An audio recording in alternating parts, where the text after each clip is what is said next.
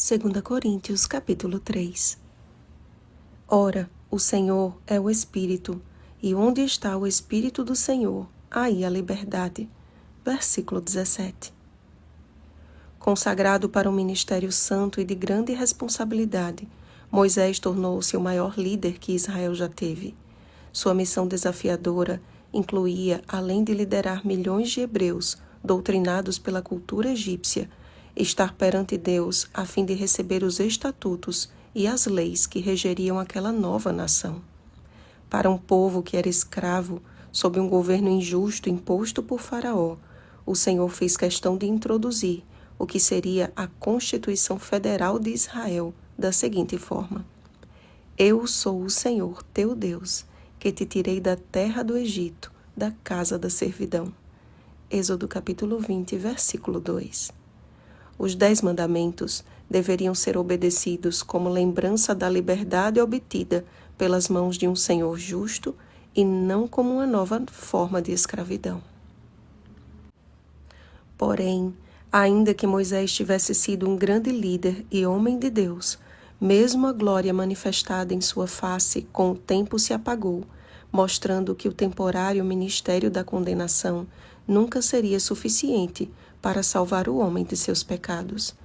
A antiga aliança, mediante o sacrifício de animais e leis ritualísticas, era apenas uma ilustração acerca do verdadeiro e suficiente sacrifício de Cristo. Hebreus capítulo 9, versículo 12. E os mandamentos gravados em pedras pelo dedo de Deus. Êxodo capítulo 31, versículo 18. Uma representação do que deve ser escrito em nosso coração. Tiago chamou os 10 mandamentos de lei da liberdade, pela qual todos serão julgados, e logo após enfatizou que a misericórdia triunfa sobre o juízo. Tiago capítulo 2, versículos 12 e 13. Ou seja, há uma saída para o pecador, há uma oportunidade de remissão, uma nova aliança estabelecida por Jesus Cristo, a qual retira o véu e revela a glória do Pai. Como bem expressou Tiago, a lei do Senhor é uma expressão de liberdade, porque onde está o Espírito do Senhor, aí a liberdade. O pecado nos escraviza e a lei de Deus nos faz lembrar disso. Mas ainda que buscássemos obedecê-la com perfeição, jamais conseguiríamos. O único que obteve êxito na perfeita obediência foi Jesus, que foi morto pelas nossas transgressões. E é justamente a sua vitória que garante a nossa vitória sobre o pecado. Somente por Cristo somos salvos da condenação da lei, e aí está a misericórdia que triunfa sobre o juízo. Como ministros de uma nova aliança, não nos recomendamos a nós mesmos como se a nossa obediência fosse suficiente, mas endereçados por Cristo como sua carta, somos chamados para revelar o seu caráter através de um coração submisso ao Espírito do Deus vivente. Ó amados, não confundam liberdade com libertinagem. Se Cristo morreu por causa de nossos pecados, que são a transgressão da lei, 1 João capítulo 3, versículo 4, deveríamos nós ignorá-la? Absolutamente. Se matar, roubar, adulterar, ter outros deuses além de Deus, não observar o sábado, tornou-se uma possibilidade a partir do sacrifício de Jesus, o que estamos fazendo pregando o evangelho do amor a Deus e ao próximo? Percebem, meus irmãos?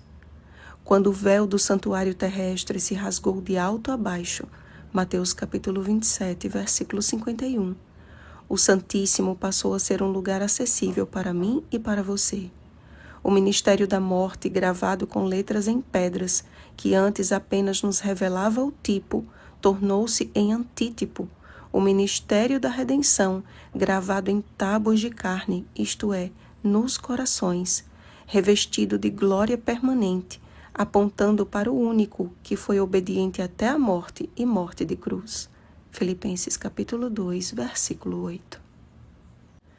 Deus deseja gravar em nosso coração a sua santa lei, não mais em pedras, mas nos corações, através do seu Espírito. Então, o que o mundo julga ser uma escravidão para nós será sempre liberdade. Assim como a glória de Deus era manifestada no lugar santíssimo do santuário terrestre, acima da arca da aliança, onde estavam os mandamentos de Deus, o Senhor deseja manifestar a sua glória em nós, que somos santuário do Espírito Santo. 1 Coríntios capítulo 6, versículo 19. Gravando a sua lei, manifestação do caráter de Cristo em nossos corações. A obediência à lei de Deus, portanto, não é a causa da nossa salvação, mas definitivamente é a consequência da salvação. Pois ninguém que é verdadeiramente salvo por Cristo anda em rebelião contra Deus e seus mandamentos. Assim diz o Senhor: dar-vos-ei coração novo, e porei dentro de vós espírito novo. Tirarei de vós o coração de pedra, e vos darei coração de carne. Porei dentro de vós o meu espírito, e farei que andeis nos meus estatutos, guardeis os meus juízos e os observeis. Ezequiel capítulo 36, versículos 26 e 27. Jesus está voltando para buscar os que guardam os mandamentos de Deus e a fé em Jesus. Apocalipse capítulo 14, versículo 12. Aqueles que verdadeiramente têm sido transformados de glória em glória na sua própria imagem, como pelo Senhor o Espírito. A harmonia entre a lei de Deus e a justiça de Cristo é o Evangelho eterno que iluminará o mundo com a glória de Deus.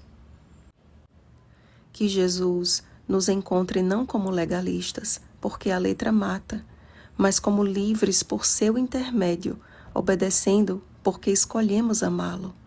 Como escreveu o próprio apóstolo Paulo, o cumprimento da lei é o amor. Romanos capítulo 13, versículo 10. Oremos, amados. Pai de amor eterno, como todos os dias temos orado, hoje pedimos mais uma vez pelo batismo do Espírito Santo, pois onde há o teu Espírito, aí há liberdade. Livra-nos, Senhor, de interpretações humanas e falíveis acerca da tua palavra.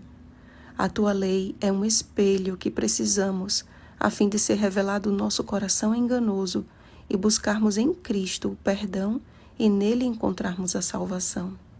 Ó Senhor, somos tão gratos pela salvação em Cristo Jesus, que morreu por causa da nossa transgressão à tua lei.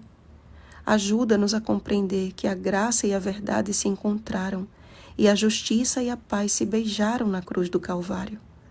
Esse é o Evangelho eterno, é a harmonia que precisa ser testemunhada em nossa vida, apontando para o juízo, mas também para a esperança na breve volta do Senhor. Grava a tua lei em nosso coração, concedendo-nos o caráter de Cristo. Em nome de Jesus. Amém. Vigiemos e oremos. Uma feliz semana, Carta de Cristo. Oremos pelo batismo do Espírito Santo. Oremos uns pelos outros. Rosana Garcia Barros.